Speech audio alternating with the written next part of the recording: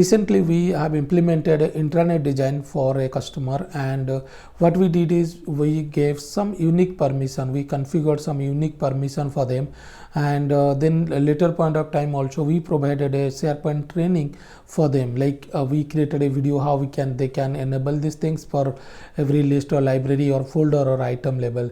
So what I thought is I will also share with you how we can provide unique permission in a SharePoint site. So we will cover the libraries, how they can provide unique permission to libraries, folder level and also item level. As a SharePoint developer, you know that folder and the documents or an item is treated as a document itself or an item itself. So the process is same for folder and item and the documents, but I'll show you everything how we can provide unique permission. If you are new to the channel, my name is Vijay and I am a Microsoft MVP in business applications category. And if you have not yet subscribed to the channel, kindly subscribe to the channel so that every time I will make a video, you will you'll get a notification on that. And today's video is really a very useful video, because every time you will build an intranet, there will be this scenario where you need to provide unique permission either to the library level or folder level or item level, right? So let's check it from the beginning step by step. So let's now understand how we can implement unique permissions. Okay, so as I said even before, we will try to implement this unique permission for a library or list level. We'll see with a library, and then we will see folder level, and finally also I'll show you item or document level. As a developer, right, folder is also treated as a as an item for a list or library, right? So but still we will see. Now what I'll do here is I'll open a site. Now look at this site.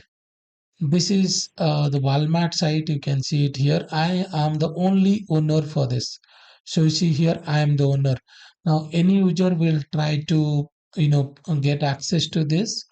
They will not have if they will try to do it. So how we can, I'll just quickly show you, right? So let's say this is the user. I pinged this URL, and you can see here, right? Access denied, correct?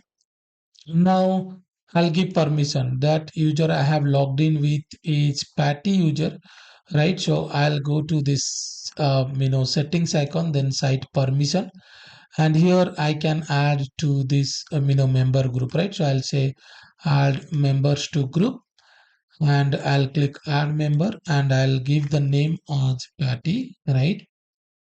And then I add it as a member. Okay, so next thing I'll do here is user 8, like this is another user, and I'll give that user, right? So you can see here both users can now access the site.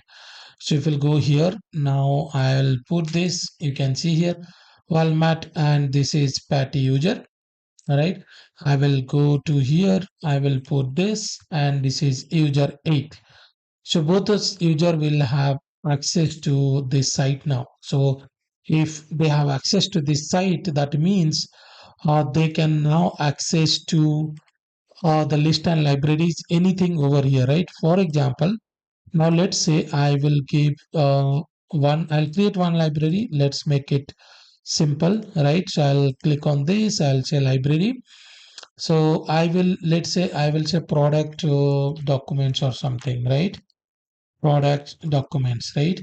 And then I'll say create. Now once I'll see create, now what will happen is every user can access this, because what will happen is you have parent site access, so the permission will be inherited and you will be able to see this, right? So let it create first. Now you can see this is created. So what I'll do here is I will copy this, I'll go to only one user. So Patty user, now you can see here Patty can see this site in the left navigation also, and if user will go to the site content, they can see this library also. Now here is the thing that we are going to do now. So now what I'll do is I do not want Patty to access this. Let's say I want only site owners to access it, right? And if I will even now, if I'll go to the user 8 and click on this, you see here and you click on this, right? You see here the user can also see this, right? Because it is inheriting from the parent. Now what I want is, I don't want user 8 to see this. Only Patty should be fine with this, right? So you can see here as a site owner, I'll go to this particular library and I'll go to the settings. I'll go to the library settings and I'll go to more library settings. In the more library settings, I have permission for this document library. Here you can clearly see the owner, member, and visitor have access, right? And the user Patty and user 8 are part of this member group, right? So what I'll do here is I'll say stop inheriting permission. Now when you will do stop inheriting permission, you are telling that I'm going to create a unique permission for this library and I will not inherit permission from the parent site. I'll click on OK. And once you do this, you can see here it is saying that this library has unique permission. Simply what I'll do here is I'll select both these groups. I will say remove user permission, right? So I removed it. Now you can see here, if I will go to this particular library as a site owner, you can see I can able to see this. But the moment I will go to the user Patty, I will just refresh it. You see it here, and that even I will not be able to see this link or this library, right? But I can copy this, right? So let's say I'll copy this URL and even I want to add this here. Now the user, you can see here, right? They don't have access to this. Same thing will be for the other user as well, right? So if we'll go to the other user, now you can see here user 8, they don't have access also. But what I want is I want user 8 should not access it, but party should see this. So for that, what I'll do here is I'll go to this library. Again, I'll go there to the library settings and then more library settings and then permission for this document library, and I will say grant permission.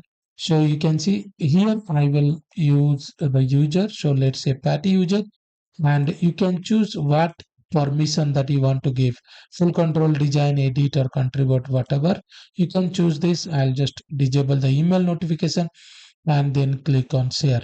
So now when you will click on share, now let me just refresh it.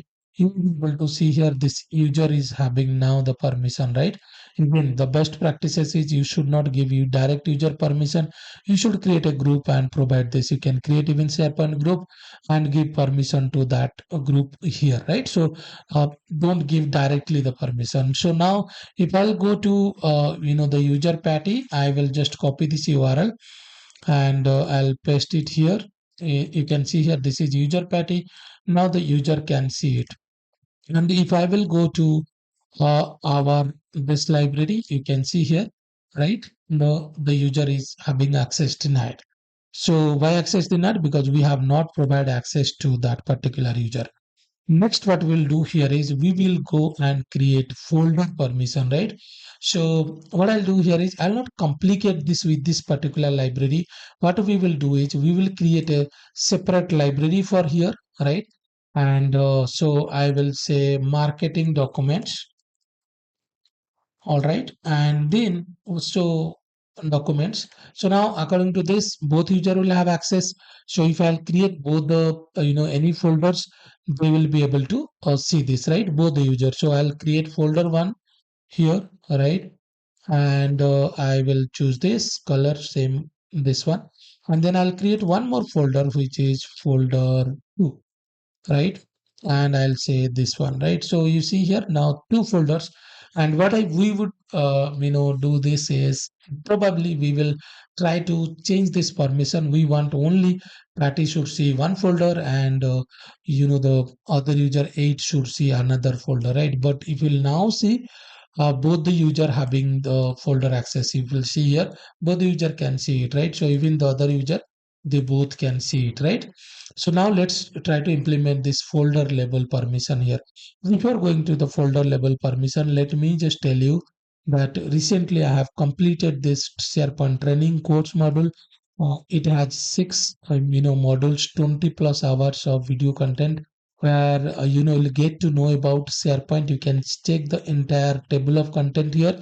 Even if you are a developer, you should know about SharePoint, how it works. Even if you are a business user where you want to know how to implement SharePoint for your organization, I have created this for you guys, right? So you can check this and you can probably go for it. If you want to buy this course, you can click from here and buy this course. But you can also go for a complete training course bundle where you will get access to SPFX training, SharePoint training, Power Platform training, where everything you will get it. And then also you will get two solution files. One is SPFX solutions and another one is Power Platform solutions or packages you'll get. There are small tools that you will get access to. And all these are lifetime access. Regularly update will be there. Monthly live session will be there. So all these things will be there. You can check it out. I'll put the link in the video description and you will find every information on that, right? So if you are really want to upgrade your career, this is the latest SharePoint training that we have designed completely from our previous course, right? So have a look at it. Now let's go back here to our site here. Now what you will do here is we will now give folder access, not the library access. I want everyone should go to the library, but Patty should see folder 1 and this one should see folder 2. So for this, what I'll do here is click on this particular folder and then you see one option, manage access. Click on this manage access and then you see here you will be able to see that people individually we have not given anything. Groups, all the 4 groups are there here, right? I don't want member access. I need to remove it. So what I'll do here is click on this and then no direct access, apply. Same thing we will do for visitor also. I'll click on this, I'll say no direct access. So now if you'll see here, now only owners will be able to see this, right? How you can see this? You will refresh it and then you can see it here. Click on this and go to manage access. You will be able to see that only this owner will be able to see this, and for that reason I can see this. If I will go to the other user, right? Let's say this one, I'll just refresh it. Now you see here folder 1 is not there for this particular user Patty, and also for user 8 it will not be there. But what I will now I want to do is I'll click on manage access and I want to give this user access, right? User Patty. So I'll click on this grant access. I will give the name. So I will say Patty, and then I don't want to notify that you can do, but you can actually see what permission you want to give. I'll say edit. I'll click on grant access. Now what will happen is this user will have access. So if you'll go to manage access, you can see now we have a people access and also a group access. As I said here, also you should not give users direct permission. You should create folder and give it. Just for my simplicity for this video, I am doing this. Now, if you'll go to the Patty user, now you refresh it, you see here folder 1, Patty user can see it, you can confirm the user here. But if I will now go to this user and refresh it, you can see here user 8 cannot see the folder 1. Same way you can do it for the other folder. Now in this time I want folder 2 will be accessed by the user 8. So what I'll do here is quickly I'll go to the group, I'll click on this, I'll say this and no direct access, right? And then I will go to the visitor group also, though we don't have given anything, so you can also keep it, but I'll just remove it. And now I'll go to the people, I will say here that you give user 8 now this permission, right? So I don't want to notify, click on grant access, right? I'll click on this. Now if you'll see here, as a site owner, I'll be able to see both the things. If I'll go to Patty user again, I'll just refresh it here. Patty can now see folder 1. And if I'll go to user 8, now you can see here user 8, this is user 8 and user 8 can see one folder, right, which is folder 2. Now the last one we will do here is I want to upload a file, right? So let's create a file here. So again, as I said, right, the folder and the files both are or the folders and the files are both treated as a document. So same process we need to follow, right? So if you see here, now you see both of this document 1 will be accessed to both the users.